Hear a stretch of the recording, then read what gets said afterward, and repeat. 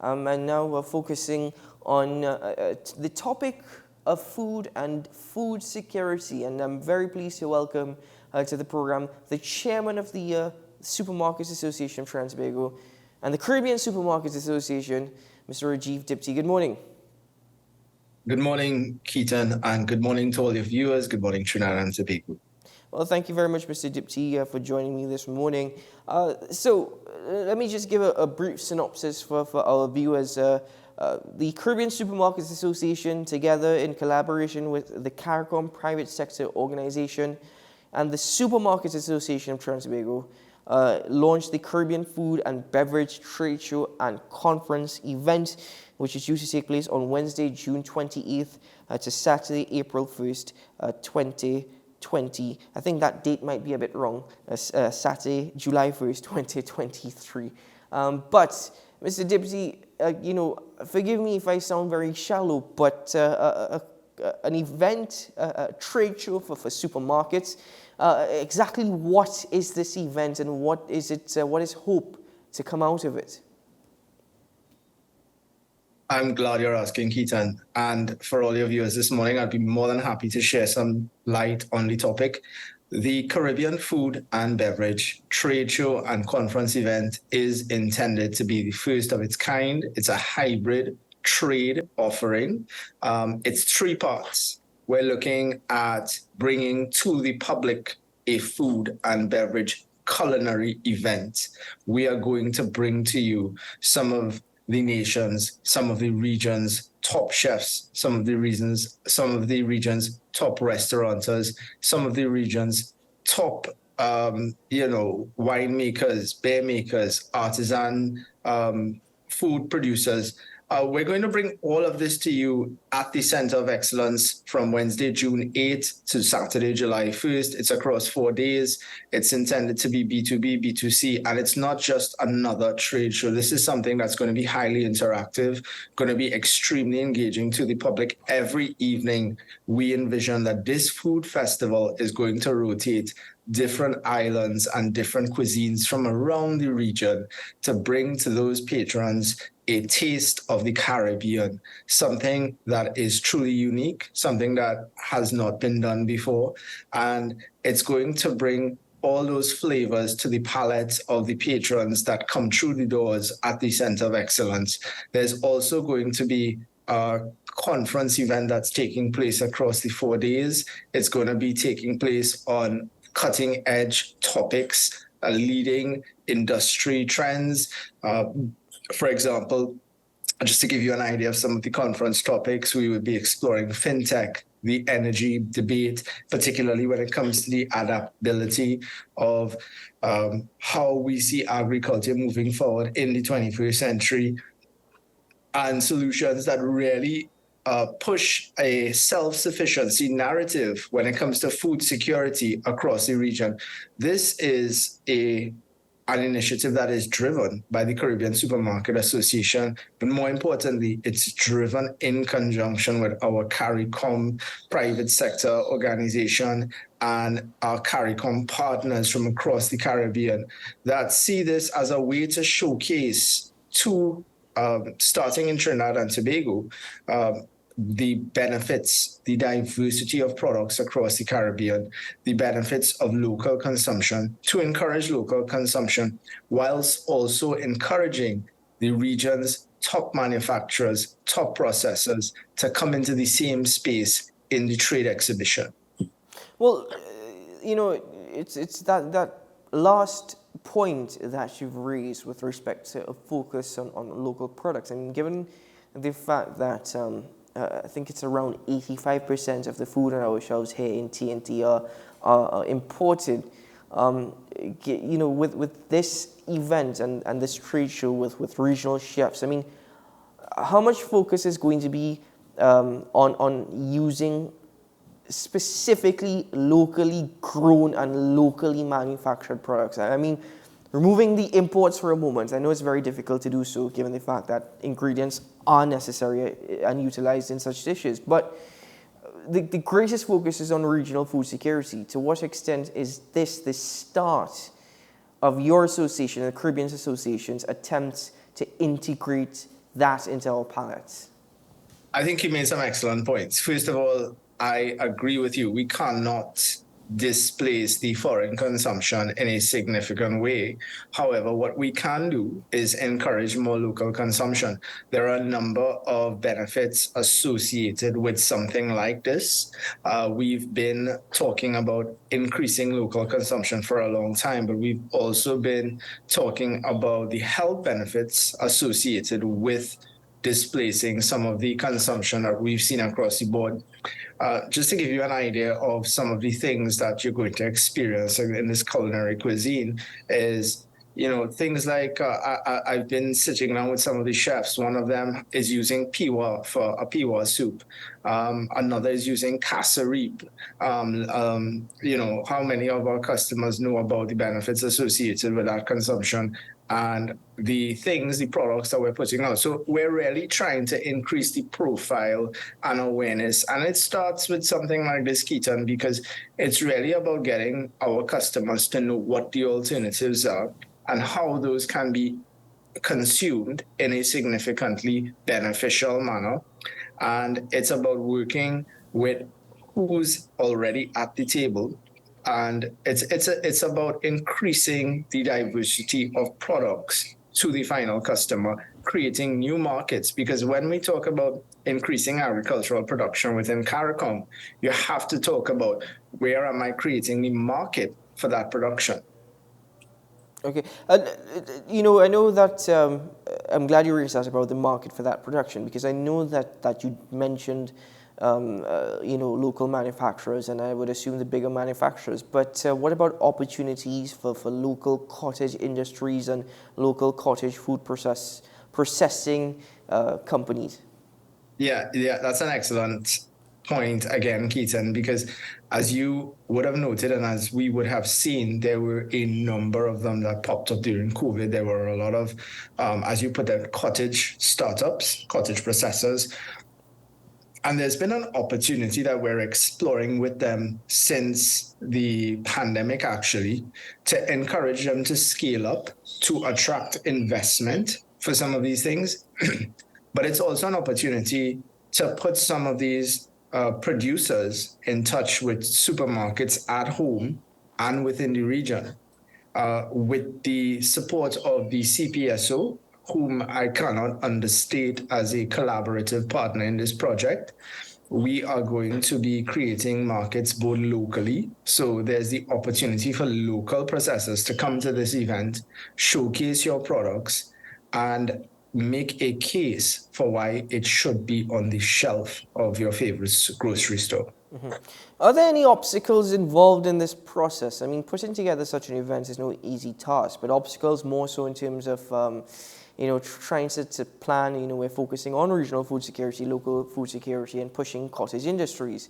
I mean, what are some of the challenges that the association or all bodies involved are facing, if any at all? Well, yeah, there are challenges, Ketan. Obviously, it's the first of its kind, right? So there's the value proposition, but we feel that is strong enough to really take off on its own. It's no surprise that we would have seen Dr. Irfan Ali talk, I think it was yesterday or the day prior, about the need for the private sector to get involved if we're going to get serious about 25 by 25. And what that means is CARICOM has made a commitment to reduce the food import bill across the region by 25% by 2025. Where does that start? It starts with the private sector leading the way and encouraging our governments to do the same, because that's the narrative that's being that's on the table right now. So we have a food import bill across the region that is close to $6 billion US. Trinidad and Tobago is responsible for close to $1 billion US worth of that trade. And if we can make a dent in it with an event like this, I think that there's good reason to support something like this. Obviously, logistically, we are being challenged. This is the first one that we are deploying, but we're no stranger to challenges and we're no strangers to overcoming those obstacles. Do you think that's a realistic figure, 25% by 2025? I mean, that's less than 2 years away. Yeah, I hear you. I agree with you. I think that first of all, I think I applaud them for setting such lofty targets. However, I think realistically speaking, when you try to see how that is actually achieved, it's something that really pushes the needle towards how you can do that. Because unless you have buy-in across the board from Suriname, Guyana, Barbados, Jamaica, Grenada, Trinidad, and Tobago, so to the wider Caribbean, then you're going to be facing challenges. Let's not forget that CARICOM in itself has issues with regards to intra-regional trade, and the encouragement thereof that we are also hoping to achieve through this expo. What does this what does this event and by extension the Caribbean Supermarket Association mean for regional integration? You know, Ketan, even as we're announcing this event and we're calling it the FAB show, the Food and Beverage Show, it's going to be something that we envision. While it's the first of its kind, it's going to be one that eventually rotates around the Caribbean. This is something that we're going to take to some of the other islands. It's something that we hope to continue in a way that is sustainable. And I think that if you want to, you have to start somewhere. The private sector leads by example, and you try to get the support regionally, you try to get the support locally, and we'll see how it develops. But it's an exciting space for us at the moment.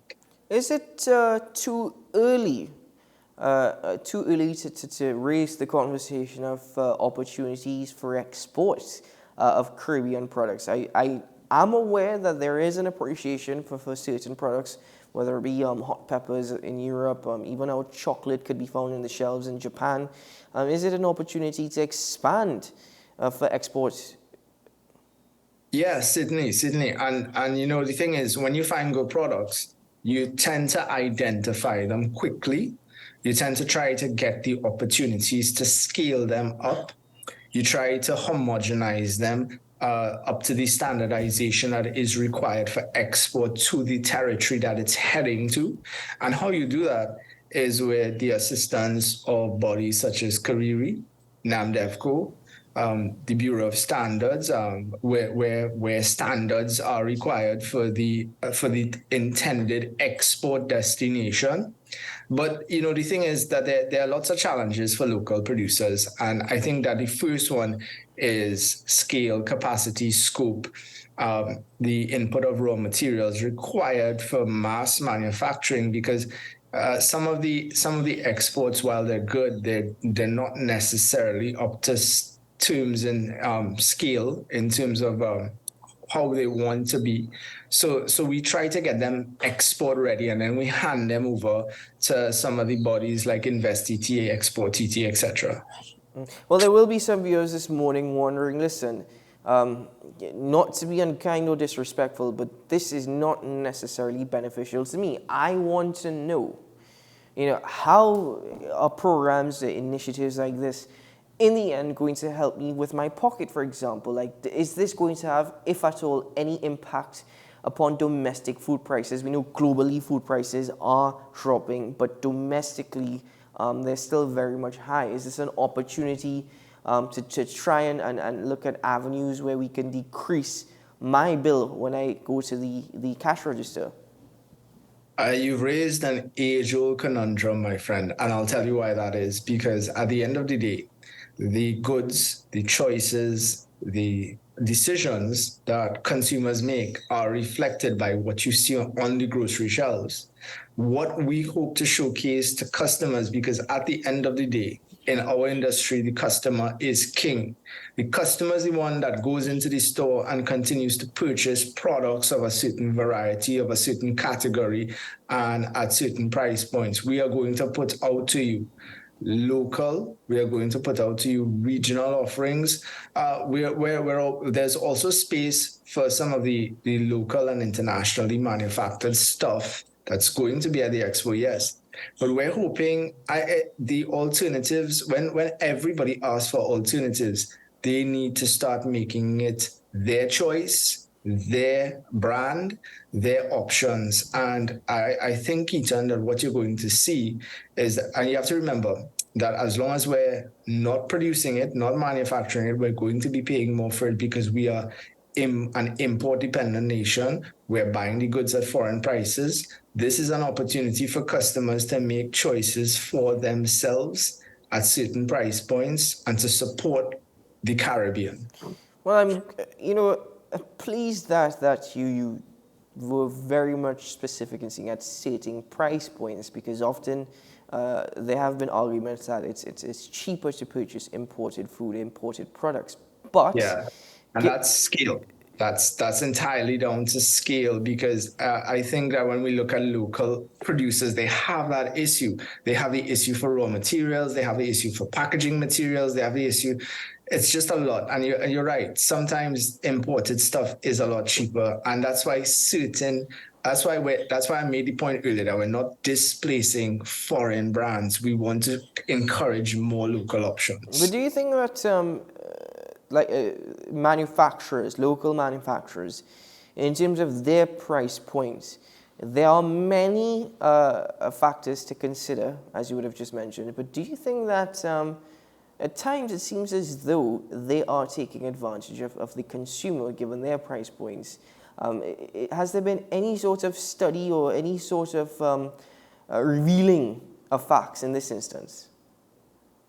That's an interesting point because there are regulatory bodies within Trinidad that are supposed to ensure the equity of trade, and that goes between the manufacturers and the retailers. You know, I would say that some of the manufacturers, a lot of them have been having challenges throughout COVID. It's been a very capital intensive environment. While you might only want to consider that the prices are just beginning to soften on the international market, it's something that we've seen local manufacturers really, in particular, work very hard. Some of the more reputable manufacturers, I would say, have done an excellent job. They've all had to import the raw materials for the inputs of production. And, sometimes, just to give you an example, when you take a look at the commodity and mercantile exchange and some of the prices of some of those same inputs and how they've gone skyrocketed as much as 100, 150%. And then some of the price increases have only been 10 to 10, 12 to 15%. I would say some of them have done an excellent job in absorbing the costs and and really trying. So between stores and between manufacturing, I would say they've done well over the last 2 years. Are there instances, perhaps, where there's some kind of, as you put it, taking advantage of prices? It's such a competitive environment, Ketan, with so many retailers and with social media so cognizant. I could tell you stores are afraid to put out a bad price to customers because they don't want to end up on social media. Well, that's the power of social media. But Mr. Diptee, as we conclude this conversation, thank you very much for your time and presence this morning. This event, this trade show event, and these 4 nights of I suppose, opportunity for locals to come and view what is available to them. Though this is a private sector initiative, has there been support from whether it be from the government or regional government bodies? I don't want to preempt any of the conversations that are taking place right now, but when we can announce it, we will announce it. As you put it, we're going to have 4 nights of culinary events. So I look forward to welcoming you because I'll be taking you around to enjoy some of those events, Ketan. Yeah, certainly. Well, I look forward to it, and I would be there for sure. But Mr. Diptee, thank you very much for your time this morning and for these efforts. We can only applaud such efforts and hope that the intentions and the hopes for the benefits that go with them become reality. Keep well, sir. Thank you, Ketan. Have a good day, Trinidad and Tobago. Take care. You too.